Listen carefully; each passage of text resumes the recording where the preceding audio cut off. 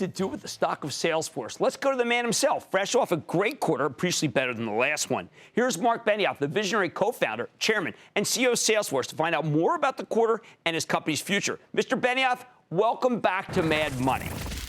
Jim, great to be here. Thanks for having me. Good to have you in person. All right. You again. You put out a number more than $10 billion. We've been waiting for that. It finally happened. 10.1 next year. And you're putting out a $20 billion number, which means that you're not just thinking about this quarter. Well, it's very exciting. You can see the growth. It's incredible. Right. And you saw $12 billion on and off the balance sheet. I mean, that's amazing. Now, last time you were here, you were actually disappointed in yourself. You said that you didn't think that everything there was business that could have closed that didn't. This is just back on track to the point where you actually are giving a forecast that's much further out than any other CEO I've been dealing with. Well, last quarter, we had that unexpected foreign exchange headwind. We talked about that, the fall of the Great British Pound associated with Brexit. We're past that, and here we are. We had a great third quarter. We're anticipating a great fourth quarter, and we're looking at a great year next year. I'm seeing you. I know you spent a month in Japan, Asia Pacific up 38. Is that what happens when you? Now, I want to talk about some customers because they seem like big wins.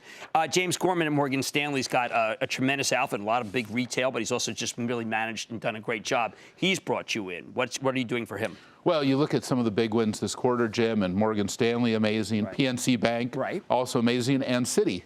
Yeah, so Mike Corbat brought you in. Yeah, 3 huge financial service wins. That was very exciting for the quarter. For our viewers, they're going to say, why didn't you talk about Amazon? That's the most exciting one that you brought. Amazon was awesome, and T-Mobile. We saw them at Dreamforce and saw them expand again in the third quarter. Now, I thought one is very quizzical, given the fact that we have a change at the White House. The Department of Agriculture win. Do you think that those kinds of jobs will still be available for you under a different administration? I do. I mean, the government is transforming, and they're looking to lower their IT costs and to go to the cloud, Jim, and there's no better way to do that than Salesforce. I know that you regard yourself as an American. You don't talk about Democrat or Republican. That was before the election. But do you think that because of some close ties with some work you did with the Democratic Party, that it will be more difficult to procure large contracts because you're, frankly, not a big supporter of Republicans that we know of? Well, I'm not a Republican, and I'm not a Democrat either. You know that I view myself just as an American, and I'm looking forward to a great future. Will you speak to the president-elect if he gives you a call? If he calls me, I'm happy to call him back. All right, fair enough. Now, I want to talk about what the world is like out there, because there had been a feeling that things had slowed.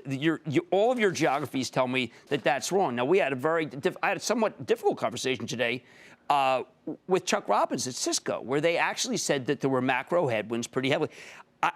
Not to denigrate Cisco, because it's a great American company, and you know that better than most, but I don't see any macro headwinds here. I think that if you remember, Jim, in our last conversation that we had about a quarter results, we were here in the second quarter, and we told you at the very end of the second quarter, the very end, we saw a little bit of headwind. Yeah. I think maybe that's what Chuck Robbins felt in this quarter, and other companies like him, have seen some of that. This quarter, I think we picked it up early. We had to make some changes in our business, and now we have this great results in the third quarter. Now, Chuck also said this morning to me on Squawk this week, I mean, there's a kind of a different feeling. Now, maybe it's just post-election, didn't matter who won. I know it's only been a week for you, but you speak with more clients than anyone. You've been in New York. You're in touch. Among Democrats and Republicans, different feel? Look, I think that everybody wants progress. Everybody wants things to move forward. Everybody is still, we've talked about this, Jim. We're still coming out of the 2008 problem. There's a huge tail on that. But also I've been a huge bull around growth in 2017, 18, 19. I feel that when you look at the global economy and you talk to these global customers, whether it's here in the United States, whether it is in Japan, whether it is in Europe, I've seen a lot of those customers burn off a lot of the 2008 problem, and I'm optimistic for what's coming in the future. So optimistic that you can see we've given guidance for more than $10.1 billion, and there's only been 3 software companies in history that have done that. All right, well, go ahead. We don't have to name them. All right. So what I think is important is that there was also, when I saw you at Dreamforce, there was a belief that Marc Benioff was on a buying spree of new kinds of companies because his growth was not holding up, And I think if you're giving that long a forecast, that whoever felt that way is probably going to be discredited. Well, we talked about that at Dreamforce. I felt those comments were mostly coming from our competition. The reality is our core is so strong, and we had these incredible opportunities to pick up these awesome companies. I mean, you saw Quip, this incredible startup that was created by Brett Taylor, the former CTO of Facebook, wants to sell us his company. You cannot turn that down, Jim. And now you can go to the App Store, you can download Quip, and have the most incredible word processing and spreadsheet and productivity environment in the history of business and the enterprise. It's awesome. All right, now let's talk about Salesforce's future. On the November 14th Recode, our friend Kara was interviewing you, and I love Kara. I know. Well, how can you not? We all love Kara, but she did talk about the evolution of your relationship with Microsoft, which seemed very Satya Nadella, good friend, went from kind of, I'd say friend to frenemy to, frankly, with what you're doing with LinkedIn, I can only call you guys enemies. Well, we just had a surprise, that's all. That is, we thought there was a new Microsoft. We got a call from Satya, said, hey, we're so excited to work with you. Would you spend some time with Scott Guthrie? He runs Azure. You're going to love him. Tell him all about your strategy. And we met with Scott Guthrie. And then 2 weeks later, read in the newspaper that Scott Guthrie's now in charge of their CRM business. I'm like, well, that would have been good that would have been good to know ahead of time.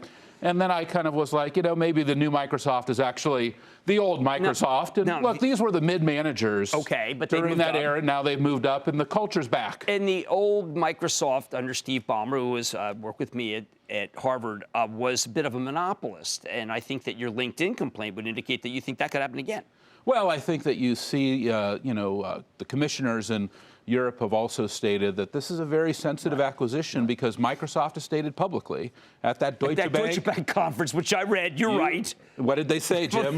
They intend to use it. What did they say? Well, they said they intend to use it to take all the business. Well, is that fair, and is that legal? Yes dumb. or no? No, it was called dumb. And if there had been a lawyer there, I see we have. The general counsel there probably would have been said. Yeah, well, the Europeans also read that, not just you. I read it too. And other software companies like Oracle and Sage and others have read that and made the same conclusion that that is something that the industry is not going to stand for. And look, we want a fair playing field, and we want everyone to have a good chance. All right, now I'm not going to let Benioff go without talking about Benioff and the corporation and where that stands with the world.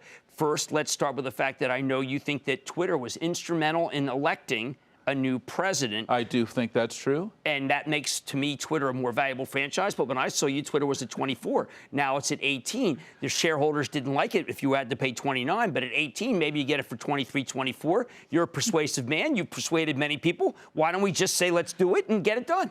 Because as I've said, I think that it's an amazing company and a great CEO. But, companies like Fidelity and T. Rowe Price, who are our shareholders, said, that was not for them. But that was before they elected a president. Well, you know what? I operate this company in partnership with our shareholders, with our employees, with our partners. And I have to listen to them and work together. It's my pleasure to do so. Okay, on that leak, we saw a bunch of companies, Workday, ServiceNow, NetSuite, Tableau Data, Pegasystems, Viva, Box, that was chatter. I just when people said, oh, he might buy any one of those. You were always looking for... you've been reading all of our directors' emails, Well, why not? I mean, they put them online, wherever you want them. But things that were sent out, right? It's an open kimono at Salesforce. All of our secrets are online. It's all good. Okay, now... Well, you can also see we run a really clean shop. Everyone, I think, was surprised how clean the process is. Oh, absolutely. Now, you famously, I think, started and were able to put a stop to some legislation that you regard as discriminatory in Indiana. Yes, the man who was propounding that is now going... Well, that was a bad law. You know that. Right. It wasn't just us. Did he ever tell you it was a bad law? Because Marriott thought it was bad and Walmart thought it was bad. They kind of represent another part of the country besides San Francisco. We were the first one to say that law needs to change. And then I knew Mike Pence before that. I called him, hey, the law needs to change. And then what I didn't realize is... Did you know that you were a big employer in the state? We are the largest tech employer in Indiana. It's a very important state to us. And then hundreds of other CEOs also called him and said, please change that law. And to his credit, he changed the law. The credit of the governor in Georgia, he did not sign the law. And as you know, in North Carolina, there is a recount happening pretty much because of the law. Okay, now, last week... And I certainly hope that, as we move forward, and we think about equality for all, that I think this is what our country is founded on, that everyone has I think the absolute divine right to have an incredible life, liberty, and I think the pursuit of happiness. Jefferson was in on that. Madison checked off on that. I get those guys. That's all I'm trying to do for our employees and customers. But I know you're not going to run for office. I said that. But I need to know something. I need to know the role of Salesforce doing good. Business somewhat vilified. Last week, Howard Schultz sitting here said he felt that business somehow became vilified during this election. Where is business and where are you in terms of business positive role? Well, I think business is the greatest platform for change. You know that, Jim. I think that these businesses are amazing, and when you pivot them not just to your stockholders, not just to your employees, not just to your partners, right, but to also your community, that you can do amazing things. Look what we're doing in the San Francisco public schools, right, the Oakland public schools, You're a graduate the 25,000 nonprofits that we run for free. Right. Hundreds of $millions that we've been able to give away with our 1-1-1 model. I mean, this is amazing. So we have a business president. So I think that's awesome. You do. Sure. Hey, I am someone who is, let's move forward. Let's move forward. Let's have an open mind. Let's have an open heart. Well, but before... And let's move forward together. Okay, but remember, tech did kind of band together against this, man. Are you saying that this is kind of like Appomattox? There was an election. You know, I certainly respect the results and the will of the American people. I expect our process. I respect democracy, and I want to move forward with an open heart and an open mind, and hope for the best. Are there others like you, or are people... because, you know, a lot of people in Wall Street feel that somehow this new president might retaliate and therefore have sold stocks that they felt... I think that's silly. Silly. And you can't wait to break bread in the White House again. No, I'll tell you what I'm really excited about. What I'm really excited about is that, number one, this election is behind us. Yes. Progress. Let's move forward together. Fair enough. Let's leave it like that. Together. Let's leave it there. Is there anything more important than that? No.